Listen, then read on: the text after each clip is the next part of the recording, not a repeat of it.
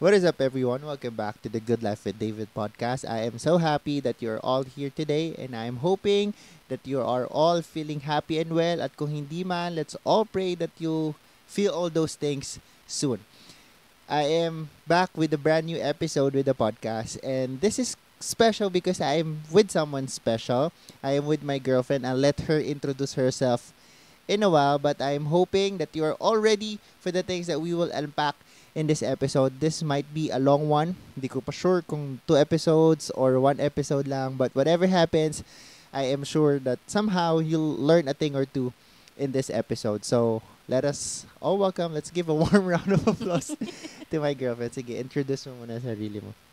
Hi, I'm Dana Lontok, David's girlfriend. Ano ang need? Yung background mo, so they'll have an idea. Okay. I just graduated from the Philippine Normal University. So, pares kami ng school ni Dave. I took Bachelor of Science and Master of Arts in Psychology and Counseling straight program na share ko lang, dapat magka-program din kami ni Dave na nagbago din. That's all. Thank you. Pasensya niya. Nahihiya pa siya. Pero sa mga susunod na episodes, hindi na siya mahihiya. Tama? But anyway, as she have mentioned, we went to the same college, same high school as well. Tas we were classmates for a year sa isang elementary school. So we've been around each other's life for more than half of our lives already. And katulad nung sinabi niya, when I went to PNU, I was planning on taking BSMA? BSN. Yung program niya, which is Program. straight program. Parang 3 years bachelor, tas 2 years master. So, pag-graduate mo, do a double degree ka na. So, that was the original plan. But then again, God had other plans. Kaya ako napunta sa PE. Now, itawid na natin siya sa una kong tanong sa'yo. Can you share your journey to finding your current job? Share mo na sa kanila experiences mo siguro sa paghahanap ng yung first job and then eventually to your current job right now. Okay. Before I graduated, I feel a lot of pressure. Kasi hindi rin ako sure kung matatapos ako on time dahil nagka-problema sa thesis ko. Ang daming naging balakid. So, kinakabahan na talaga ako. But, I think it was God's way. Kasi, habang nagtitingin ako ng mga jobs for counseling, merong nag-offer sa akin for teaching. Hindi ko siya hinanap, pero yung job, yung naghanap sa akin. Parang ganun. Si Lord ang gumawa ng daan para magkaroon ako ng first job ko. So, hindi pa ako graduate. Parang a few days before our graduation, nag-start na ako magtrabaho. And personally, nahirapan ako mag-adjust kasi student pa ako. Dapat yung iba, nagpapahinga muna bago humanap ng trabaho. Pero I am very grateful for that experience. And currently, I am teaching to another institution. Halos same din naman yung ibang subjects. Same experiences. But nevertheless, my journey is quite different, I think, from others. Okay. Can you give them more context as to why parang teaching is a different path compared dun sa kung ano dapat yung tinatahak mo based on your program? Okay. 'Di ba yung Philippine Normal University, ang focus niya talaga ay education. So, more on teaching siya. Pero yung straight program, ito ay for guidance counselors talaga. So, sama yung guidance counselors and teachers na focus ng PNU. So, yung BSMA, so we are trained to be counselors sa loob ng school. Kaya nga lang, the first job opportunity na napunta sa akin is teaching. So, if I'm not mistaken, hindi ko pa nakukumusta lahat ng batchmates ko. Pero sa halos lahat ng kakilala ko, ako lang ata yung nagtuturo as of the moment. Kaya medyo iba siya. Medyo iba yung timeline, iba yung experience, iba yung journey ko kumpara sa mga kasamahan ko. So, do you consider that as a challenge sa iyong career path ngayon? Yung being parang in a way sidetrack. Hindi ka trained to be teaching. Pero alam naman natin you have natural tawag dito, abilities to teach, but in technicality you were trained to be this, and then now you're this. So did you consider that as a challenge? I consider that as a challenge kasi I took education units din naman. I mean, all of us from the PNU. Pero gaya nga na nabanggit mo, I was trained to be a counselor. So it is a challenge kasi I need to prepare myself. Wala akong internship to teach, ganyan. So, kailangan ko i-prepare palagi yung sarili ko sa tuwing haharap ako sa mga klase ko. At kailangan ko muling pag-aralan yung mga, yung mga subjects na ituturo ko. So, bukod sa pag-aaral na dapat, bukod sa pinag-aaralan ko, yung dapat kong ituro, pinag-aaralan ko rin kung paano dapat ako magturo simultaneously.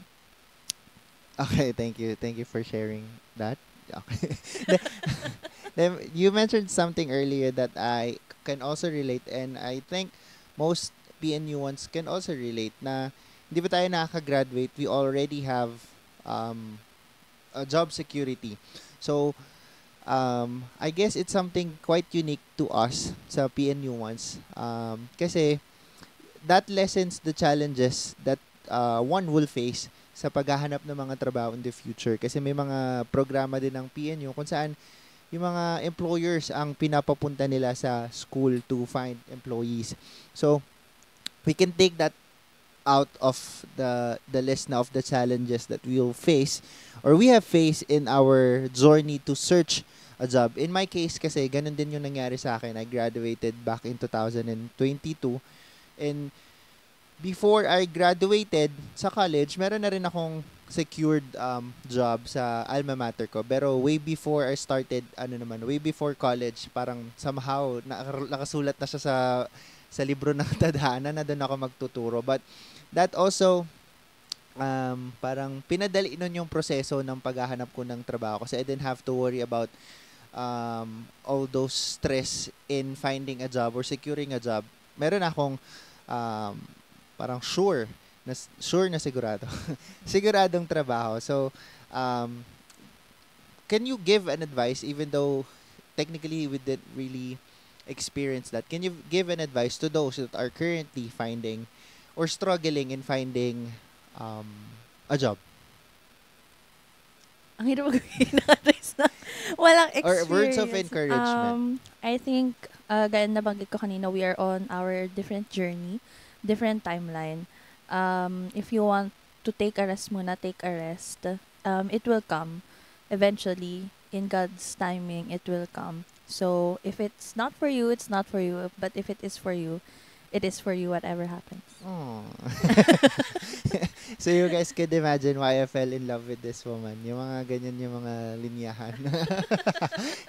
Joke lang. And then, totoo yun. Not joke. Totoo yun. Ano ba yan? Kabado ata. Anyway, I want to highlight something that you've mentioned. We all have our own timeline. We all have our own pace. So, you, not only growing up, but more specifically in your career path, in your professional life, do you have or did you have any kind of pressure? And if any, paano mo siya hinandle? How did you handle those pressure?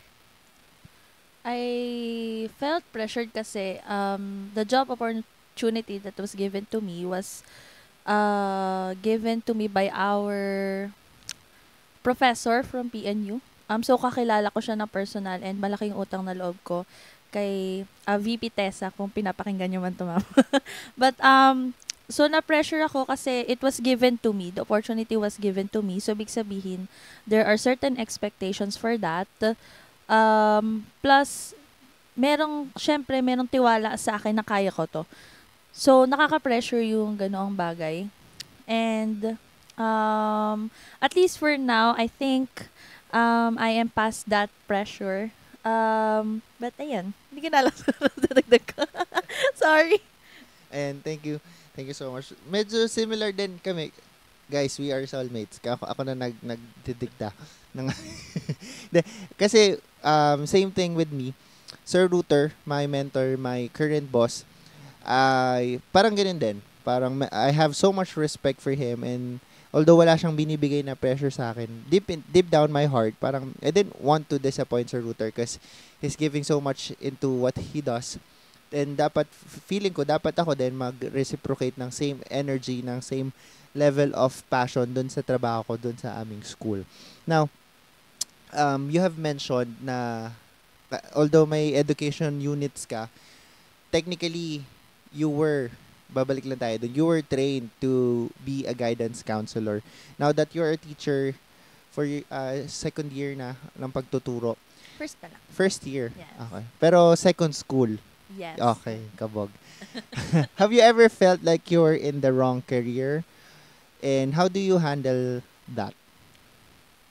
I am young in this phase. I Mhm. mean, isang taon pa lang akong nagtatrabaho at isang taon pa lang akong nagtuturo.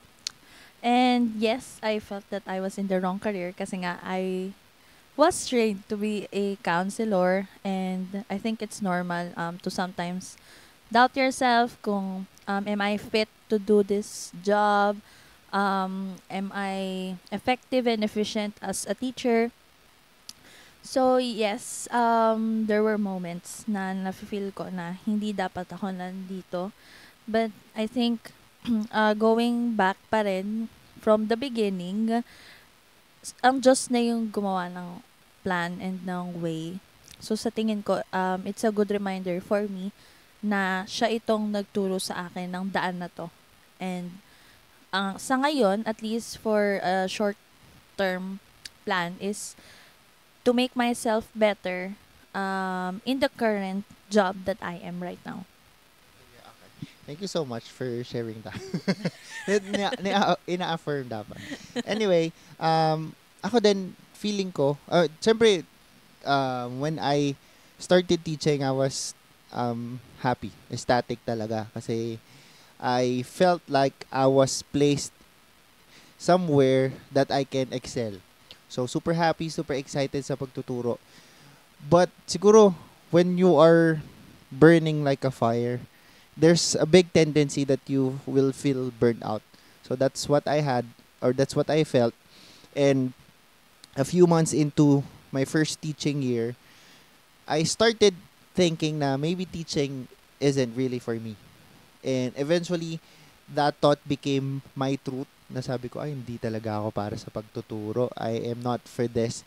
So, I catered that thought, and eventually, sabi ko, ayoko na po magturo. Magre-resign na po ako. So, nag-promise ako dun sa school, sa alma mater ko na magtuturo ako doon. And then, after a year, sabi ko, ayoko na po. Suko na po ako. And then, obviously, that didn't really happen. Nagstay pa rin ako for another year. Pero still, I didn't really feel na yung passion ko for teaching was ever revived during that second year. So, mas lalo lang napag-igi yung thought ko na baka nga hindi talaga para sa akin yung pagtuturo. Baka pinipilit ko lang talaga. And then, for the second time, sabi ko, ayoko na po. No further explanation. Basta ayoko na po. And obviously, hindi rin siya nangyayari. I am staying in my alma mater for the third time. But this year, I am quite hopeful. I am hopeful, and we'll discuss that in a different episode. But that's my thought on it. I felt like teaching wasn't really for me. And my first instinct was to quit, which is not very like me. Pero that felt the right that decision felt right. Ang sukuan ko yung passion ko sa pagtuturo. Pero siguro, kailangan lang ng pahinga, kailangan lang magpa-miss ng passion natin kasi magtuturo pa rin ako for this year. Sabi ko, hindi na po ako magtuturo, wala na pong teaching loads, pero I have my plans, but God have better plans for me. And wala yun talaga, ang Diyos talaga ang namamahala sa ating buhay. So, did you have any struggles in terms of finances with regard or in relation to your job? Okay. With my first institution, malaki ang sahod. What? So, Nasa 3 digits ba to? 4? hindi naman. 3 3 digits. digits. 200. May kaltas pang SSS. Mas malaki yung sahod Mm. kumpara sa ngayon. So, So sinasabi mo mas malaki magpasahod yung charot. Joke. makakasuhan Baka tayo makasuhan nito. tayo. Wala po kami binabanggit na pangalan ng mga Institusyon. institution. Okay, sige, go ahead. So, sa first school ko, dahil nga medyo malaki yung sahod, I didn't struggle. Nakakapanlibre pa ako. Yun. At least financially. Kaso, pagod ako Mhm. physically and mentally. Kaya lumipat ako sa mas malapit dito sa atin. Kaya lang, yung convenience naman ngayon is mas mababa yung Mm-mm. sahod. So, mas struggling ako financially as of the moment. Okay. So, you had this big salary but you weren't really physically well kasi araw-araw kang tagtag sa biyahe. And then, you dumped that. You chose a smaller salary but you weren't really tired kasi hindi ka araw-araw sa school. And malaking bagay yun para sa'yo. Now, before you had, ulit-ulit, no? Parang pinapamukha ko sa'yo yung iniwan mo. The joke lang. You had a different strategy in budgeting a big salary. What were the changes that you had to do sa pagbabudget on a much smaller salary compared to what you used to have?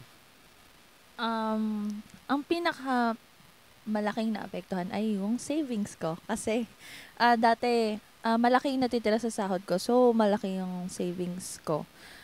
But ngayon, dahil nga medyo gipit tayo, and dahil may mga bills na rin, ganyan, dahil adulting na, mas bawas na yung savings ko or wala na yung savings ko. Wait. Yun lang. Parang nalungkot ka bilang naalala mong bawas na yung savings mo. Which actually leads us to to my next question. Can you share an experience kung saan you had financial struggles and did that affect you emotionally or mentally? Personally, hindi ako nagsa-struggle mentally when Okay, it okay, comes to financial Mhm. situation. Siguro, ever since kasi we are young, di ba, parang our parents taught us na, at least in a Christian household, na God will always provide. And siguro ano yung pananampalataya ko na palaging magpo-provide yung Diyos sa mga pangangailangan ko. Actually, gastadora lang ako pagdating sa pagkain Which kasi. is okay lang. So, sorry. Sinasabi ko yun sa kanya, okay lang So, yan. kaya, need ko lang tipirin yung sarili ko pagdating sa mga maluhong pagkain. Ha? Bakit? Masarap Pero, yan. hindi, at least, to be honest, hindi siya naapektuhan. At least yung mental health ko kasi, bagamat mas maliit yung sahod ko or minsan, hindi ako nakakapag-save, I don't know. I think I trust that God will provide. Hindi ako magkukulang and that merong darating. Parang ganun. Parang palagi akong magkakasahod kahit ngayong wala akong sahod. Kahit ngayong bakasyon wala akong sahod. Parang ganun. Okay. Which is nice, no? Especially for those Christian listeners out there. We have faith in God that He will always provide. Pero hindi yun leeway for you na maging super gastadora ka without thinking of your family, of your finances. Kasi ang thinking mo, God will provide. Ano na yun? Misconception na yun. And gusto ko lang din i-share kasi my teaching right now isn't my first actual job. My first actual paying job was, I became a customer service, CSR. Basta call center agent ako. And I worked there sa company na yon for 5 months.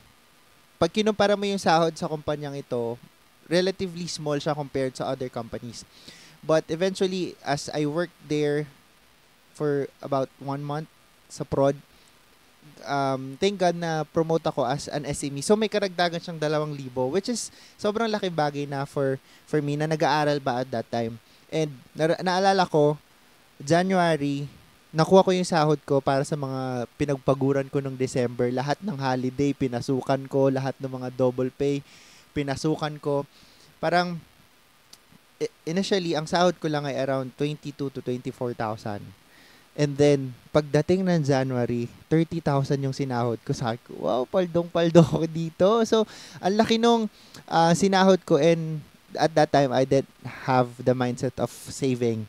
So, gasta dito, gasta dyan, bili ng mga kailangan kong bilhin para sa kwarto. So, lahat halos yon ay ginasta ko. May mga bagay na excited akong bilhin. Tapos pagdating niya, no, hindi na ako excited, hindi ko na nagagamit. Na hanggang ngayon ay sinusubukan ko pa rin ayusin with your help. But anyway, I also had this disparity of salary. Imagine, January 2022, if I'm not mistaken, I was earning around 22 to 30,000, at least for that certain period of time. And then January of the next year, I was barely eating.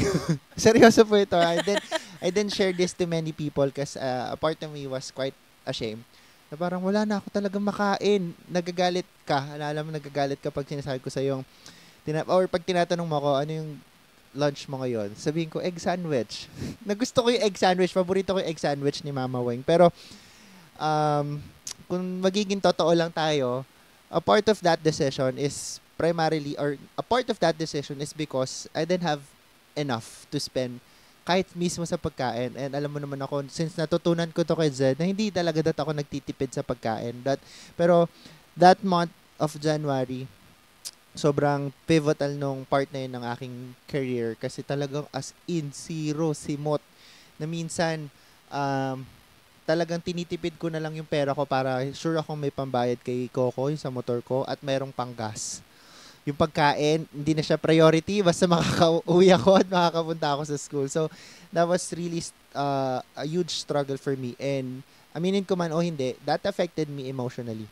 Because, the fact that I didn't have enough to spend for myself, how much more sa iyo at sa contribution ko sa aming bahay, that really affected me. And, looking back at it right now, I don't want to experience it anymore. So, I have to be smarter with my money. Yun talaga yung gusto kong i-pinpoint doon. And, since we have a variety of age group listening to us from all over the world. Sorry. Feeling, baka tayong dalawa lang din makinig dito. Pero do you have any approach in terms of budgeting or financial planning? Or do you have any tips for those with the same group as we are? Palagi lang ikaw mag-iwan ng... Ako ba kinakausap mo? Ay, sila, okay, tayo. Okay. Pero ito yung tip ng lola ko sa akin, kahit mag-iwan Hello, ka Mamu, ng kung nakikinig ka man. 500 or 1,000 per cut-off for your savings. Basta palaging may matitira. Hindi pwedeng Can you give us sagad na sagad. an idea or a sample breakdown of how you do your budget for a month? Una kong kinakaltas is yung tights. The rest. The rest, Paggastos. pagkain. But, una kong kinakaltas yung tights, and then, nag-iiwan nga ako ng pang savings. Usually, 10 to 15% din. And then, the rest is, ano ko na siya, panggastos ko na siya for 2 weeks. Kasi, okay, tama. Hindi kasi set yung date ko sa pag-grocery. Pero halimbawa, dahil nga ako na yung gumagastos for that, so need ko mag-set ng budget at least 2,000 or 3,000 for whole month. Parang sa isang buwan na ano. Kaso, hindi pa set yung plan kung kailan ako kumukuha kung 15 ba or 30. But, hindi ako ganun kaplanado na ito for grocery, ito for ganito. Okay. Depende sa... By heart. I mean, depende sa kung ano yung nangyayari as of the moment. Ano yung kailangan ko pagkasusan as of the moment. Yun yung plano ko lang. Pero yung palaging meron akong susundan, basta tights lang, tights and savings. Tapos the rest, ano man yung kailangan ko. Ano na yan? Impromptu? Yes. Spontaneous? Ano na yung kailangan ko? Necessities. Okay. So for you, do you have 2 priorities and then the rest ay by heart na? Yes. I feel same lang din sa akin. Yun yung isa sa magandang naituro sa akin ng magulang ko. And for us, in our future family, I think we will be able to pass that on our kid or kids, kung ilan ang plano ng Panginoon, na importante yung pagbibigay ng tithes sa Panginoon. This is a topic for another discussion. We don't want to dwell in this lore. Pero for us kasi, you're not giving to the church technically per se. You are giving to God through the church. So ginagamit ng Panginoon yung binibigay mong kaloob for the ministry. Hindi to napupunta sa bulsa ng kung kanino. Maliban na lang sa mga money laundering churches na nag-exist talaga. Sorry to say, pero nangyayari talaga siya. But yun yung idea nun. And ganun din ako growing up, ever since I was a kid, naturuan ako ng value of tithing. So, magkaroon ako ng pamasko, magkaroon ako ng kung ano man, basta nabigyan ako ng pera. Talagang unahin kong isa-set aside is for ano ba, naging Chinese na ako, for my tithes and offering. Okay, and I have made a commitment to God na I'll give at least 15% every month. So ako, ang ginagawa ko, pagkakuha ko nung sahod kong tumatagin. Joke lang po. Comedic relief lang. Pagkakuha ano ba? Pagkakuha ko nung sahod ko na limpak-limpak, 7.5 para sa 15.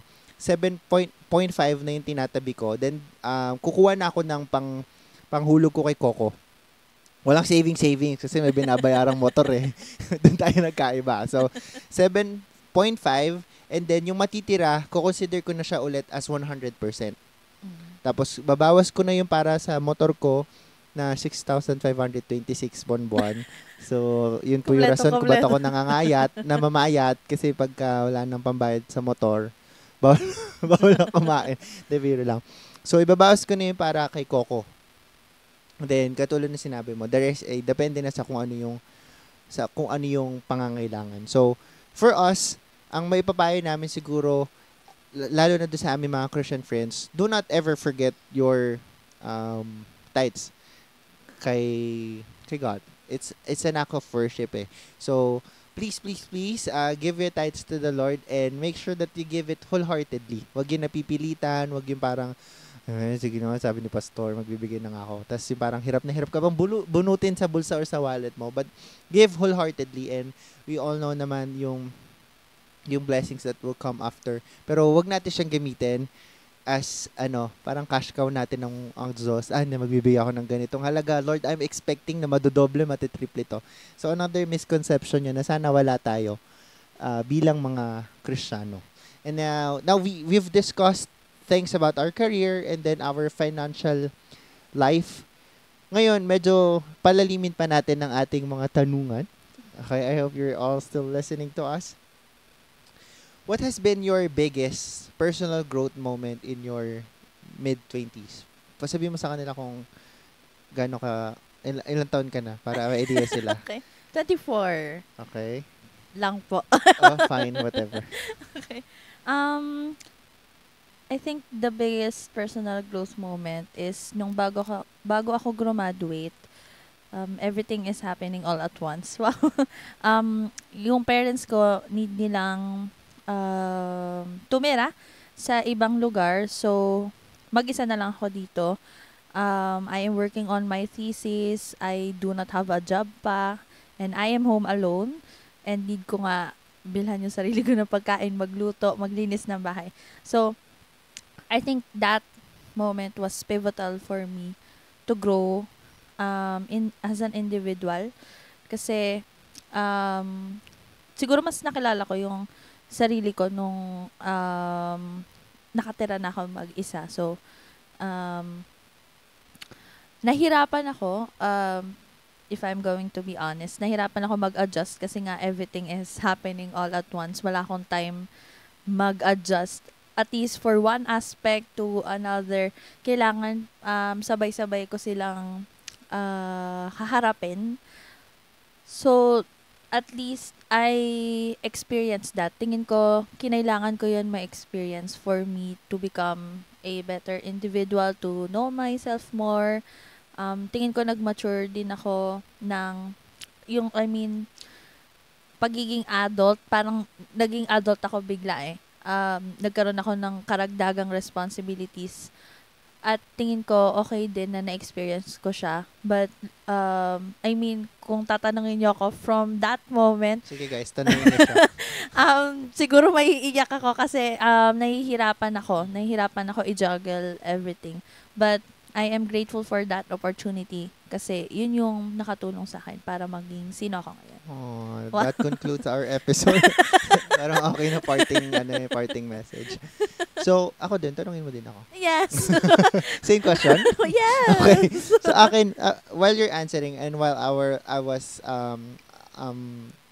digesting your answer, nag-iisip din ako, do I have a growth moment at Mhm. least in the past 3 years? Or in the past 3 years. And feeling ko, ang masasabi kong growth moment ko is me crawling out of my people-pleasing tendencies. Na hanggang ngayon naman ay wina-work on ka pa with God kasi I grew up pleasing everybody. And there are specific people in my life that I wanted to please and I've been seeking their approval for all my life. And I've come to a point na parang, Lord, napapagod na po ako. Parang suffocating na po itong never-ending journey ko of seeking the approval of these certain people. And in the past 3 years, God has helped me become more okay with people being disappointed in me. I have become more okay na alam ko may taong nagagalit sa akin. Hindi ko sinasadyang galitin ko sila. But, there are certain conflicts in life that will happen kahit subukan mo siyang i-avoid. And with me not being the same people pleaser that I was before, ang laking bagay kasi I can be more happy now. Kasi hindi na nakadepende yung happiness ko sa approval ng ibang tao. Hindi na nakadepende yon sa kung anong magugustuhan nila, kung ano yung hindi nila magugustuhan. So I'm somehow living my life outside of that box. So siguro sa akin yun yung growth moment ko ngayong mid-20s that I will continue to work on until my dying breath. Ganun ka OA. And anyway, Dana and I are part of the same friend group. We were classmates back in what year? 2013? No, at grade 4. Grade 2009. 2009, classmate kami sa BUES for a year. And then life goes by. We met each other again back in 2012. First year high school kami sa Routers where I'm working right now. And then naging magkaklase kami for 6 years until grade 12, and then we went to the same school. And then siya lang may gusto sa akin. Ay, joke lang. I mean, nagkagustuhan lang talaga, graduate na ng college. Pero ako, I personally think and know na we were meant for each other since the day we're born. Pero pinaglakbay lang muna kami ni God on a different path. Pero still magkalapit sa isa't isa. But gusto ko lang ipunto dito, we are in the same biglang nagkwento ng talambuhay. We are in the same friend group. We call it EATS. Friend group since 2014, 15. Grade 9 kami, nag-start na maging super close. And to this day, we're still very close. Last time we saw each other ng halos buo ay June to celebrate Jed's birthday. And then almost every day, at least 3 to 4 of that friend group ay nagkikita. Sa ganun kami ka-intact. So it's just that we are so busy that we cannot really be complete every day or every week or every now and then. But we're still trying our best. And now, I wanted to ask, how do you maintain old friendships, and do you have any strategies or how do you build new ones? As an introvert, Talaga. I do not have new ones. I do not think I have new friends now that I am working. Siguro kasi back from my previous institution, intact na yung friendship nila and ako lang yung bago and bata. So, hindi ako ganun din nakabuo ng relationship with them dahil umalis din ako after one sem. And ngayon naman, sa current institution ko, dahil hindi kami araw-araw nakikita and literally na ako lang talaga nga yung pinakabata plus as in matatanda na yung mga ka-workmate ko. Grabe ka naman sa kanila. I mean, so, I'm having a hard time building new ones. Siguro kasi wala pang opportunity. Mhm. Hindi rin ako masyadong lalabas ng bahay. But to maintain my old friendships, dahil nga, nasabi mo na araw-araw sila nagkikita ever since na may nagkakotse sa friend group natin. Sino ba yun? Hello, Ara na nasa Korea ngayon. I think communication, I mean, kapag kunyari, if an opportunity arises na nagyayaya sila and free naman ako, free naman tayo, sumasama tayo. Kasi syempre, you need, in order to build relationships and to maintain that friendship, you need to communicate. Kailangan mo mag-spend time with them, quality time with them. So, I maintain that by currently communicating and spending quality time with them. And napag-usapan namin to ni Patty kagabi, na-observe namin as group at least na nagmamature na tayo. Oo nga. Hindi na po na chismis. I mean, kasi di ba pag high school kayo, more on You find chismis. delight in Yes. talking about other people's life. Then, lives. syempre, as you grow old, parang iba na. Kumbaga, iba-iba na tayo ng pinag-uusapan. Meron na tayo mag-handle ng conflict, hopefully. Mas nagiging mature na tayo. So, ayan. Okay. So that's very nice. And same thing siguro kasi introvert din ako eh. And I only came to realize this in a few years ago. No, I think a year ago. Kasi growing up, feeling ko extrovert ako. Nakukwento ko to sa mga students ko na meron kasi akong buton. You'd find me alone somewhere. Happy na ako doon. Pero if I need to be energetic, if I need to mingle with other people, meron akong parang imaginary button that I press and I instantly become extrovert. Kaya okay sa akin mag-host, okay sa akin maging parang game leader kasi may saltik ako pagka nabubutonan. Pero realizing that mas happy ako with my own presence. Parang I get overstimulated when there's too much people around me and nakakwento ko yun sa'yo madalas. At ayun, siguro nagiging hindrance din yon. Ay, hindi ko siya makonsider na hindrance eh kasi I don't plan on making new friends.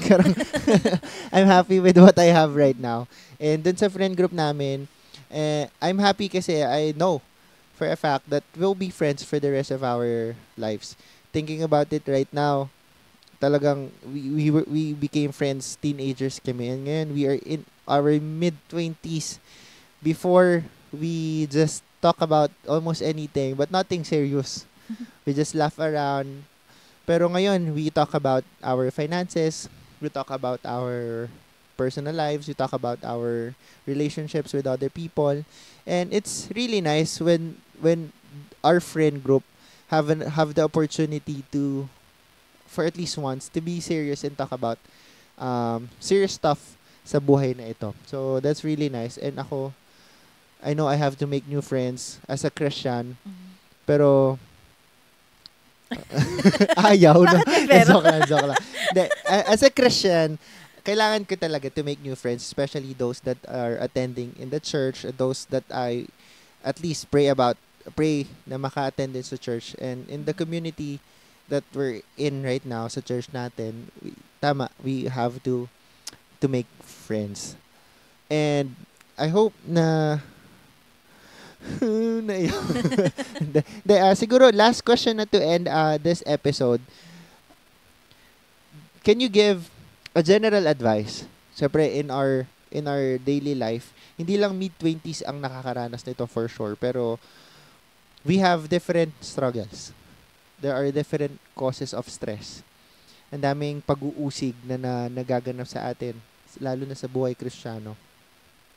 And using your life as a basis, can you give the listeners or the listener, baka isa lang nakikinig, mga advice that could somehow help them um, get through those, you know, get those through those Struggle. things that I mentioned. Yes. Um, dahil nga my life is the basis. Siguro, at least for me, I was able to overcome these struggles because of God alone. I mean, um, I'm very grateful for you. I'm very grateful Hello. for every support system that I have, for my parents, and everyone that is there for me. Pero there are struggles na we need to face alone talaga in life. And as God, He knows our thoughts and what is in our hearts. So, the only constant thing in this world nga is God alone. Um, we will be able to overcome these struggles kapag naiisip natin na God is there with us. And at least for me, it is a comforting thought na palagi siyang nandyan sa akin. Um, na He is always there, very present in my life ever since. And I am going to parang live my life glorifying Him. Ayun na. Sorry na blackout ako. Thank you so much. And I hope those that are listening or will be listening to this podcast episode will learn from her life sa mga struggles and how she was and is able to overcome that with the help of the Lord. And ako, bukod dun sa sinabi niya, I think I'll take a biblical advice. Sa mga hindi kasi nakakalam, God is using me to preach sa church na. Parang dreadful no? God is using me now to preach in the church. And this month, we will be talking about perseverance. Ito lang yung gusto kong i-share sa inyo. In the Bible, there is nothing indicated na pag naging Kristiyano ka, you will have a bountiful life. Pag naging Kristiyano ka, hindi ka na magkakasakit. Pag naging Kristiyano ka, yayaman ka ng todo. Walang pinangakong ganun ang Biblia kahit basahin natin siya from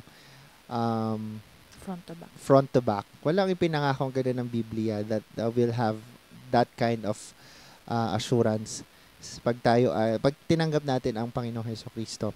In fact, we are being told that we will be persecuted, that we will have struggles and difficulties in life. Kakabit na to ng pagiging Kristiyano natin I'm talking about a biblical advice, pero this is for everyone, kahit magkaiba tayo ng pananampalataya. In life, kakabit na nito yung mga struggles natin. Siguro, okay kung wala ka masyadong struggles, or yung struggles mo ay kayang solusyonan ng pera, or this and that, okay, sige, good for you.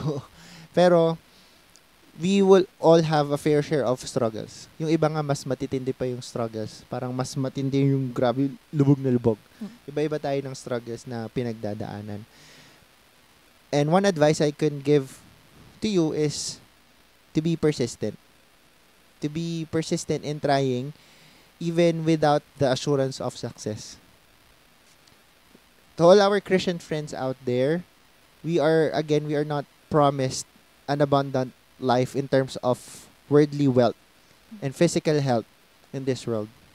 May makikita tayo mga kapatiran na nakakaranas ng matinding paghihirap o matinding karamdaman. Pero one thing is for sure, all of those things are temporary. Those are struggles that will end here sa mundong ito. And if we continue to be persistent in our faith in God, and if we continue to trust Him, tandaan natin na meron gantimpala itong walang hanggan. Gantimpala naghihintay sa atin sa langit. So, that's my advice that I want to leave everyone, kahit hindi tayo same faith, to be persistent in your faith in God. So, hindi yun pa rin nakabase sa persistence mo or sa faith mo, yun ay nakabase pa rin sa Diyos. Ito ay wag natin i-credit sa sarili natin. So, I think that concludes the first episode that we have with Dana. And gusto ko na kayong, sana wag ma-preempt, pero I am not consistent talaga in my podcasting. So, I will be having Dana not as a regular guest, but as part of the Good Life with David podcast. And then, eventually, makita nyo na lang magiging ano na to. The Good Life with David and Dana podcast. And maybe soon she'll have her solo episodes and also with her guests. And ako din, meron pa rin akong solo episodes and also with my guests. And then, with the both of us and then with our guests. So, hoping and praying that there will be consistency and success in this kasi madaldal talaga kami pag kami dalawa lang. And ngayon, we're just recording it so we could share it to the world. So, that will be all for us. Meron ka ba bang gustong sabihin sa kanila? Bye. Ang galing. Sa sobrang inconsistent ko sa pagpo-produce ng podcast, nalimutan ko na yung outro ko. So, ayun lang din. Bye. Paalam sa inyo. I hope that you enjoyed the things that we talked about today. And we're hoping that you'll be with us again once we produce another episode. Hopefully, next week. You'll have a new episode to listen to next week. Malagi ko itong sinasabi. I know there's not much people listening to the podcast kasi meron ako statistics na pinagbabasihan. Merong data. But for those of you that are listening, nabibilang kayo sa darili, thank you so much for spending your time to listen to my podcast and now to our podcast. Yun lang, super happy and grateful ako for all of your lives and ears sa pakikinig. At minsan sa panonood kapag may video. Soon may video na mag-level up yung production. Pero ngayon, shy type pa si Dana. So, wala mo ng video. So, yun lang. Makinig lang muna kayo dyan. Then soon, manood na rin kayo. So, that will be all for now. 1, 2, 3. Bye. Isa pa. 1, 2, 3. Bye. Bye-bye. Thank you so much for listening. Di na record, no? Aww. Ulit.